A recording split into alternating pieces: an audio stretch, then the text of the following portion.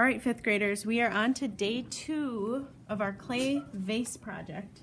And you'll notice here, what I've done is I'm ready to start adding my letters. We're doing an additive process where we're actually going to make a very thin slab. It's about as thin as maybe one part of an Oreo cookie. And you're going to cut out block letters using your numbered tool. And if you goof up, you try again. It's just like if you make cookie dough and you need to remake a cookie. You can ball it back up or try again. And I'm making my husband's initials, J.R., and of course last name is S. So I'm going to cut out the S with the same kind of strategy of the others where my letters are about the same thickness. And something that happens when we do this is lots of crumbs form around the letters. So you have to be kind of aware and maybe smooth them out, but be so gentle with these little tiny pieces because they are super fragile. So I'm going to put JRS right here, but I need to kind of score it and slip it, but I can do both of those things with my toothbrush and my little cup of slip.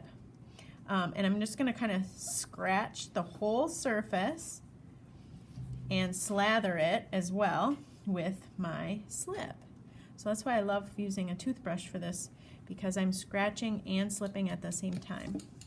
And I'm going to just kind of make sure that I'm putting these all where I want them to go. I'm going to scratch the back of my J with my tool, but I could scratch it with my toothbrush too. I'm just feeling a little bit better with my tool here. So I'm kind of roughing up the surface, deciding where it will go, and then I'm just pressing down ever so slightly, and I'm going to keep it there.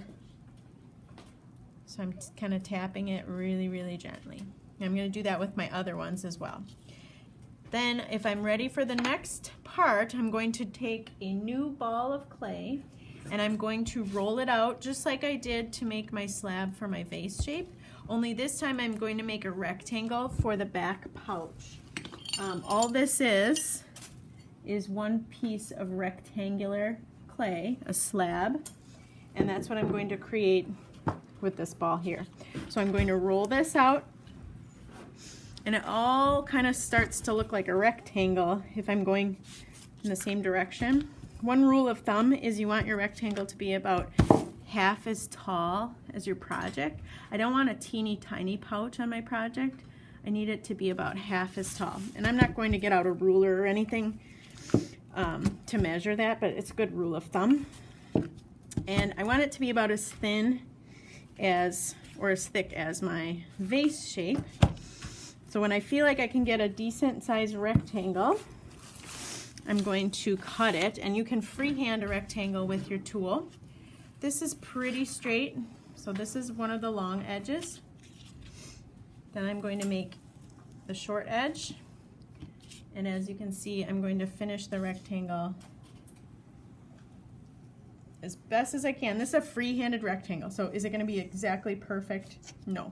If it's really wobbly or wavy, you might have to fix it. Save your scraps, and this will eventually get bent and eventually go onto our project. But I say eventually because it's not going to happen today. This is what it will look like from the top view down.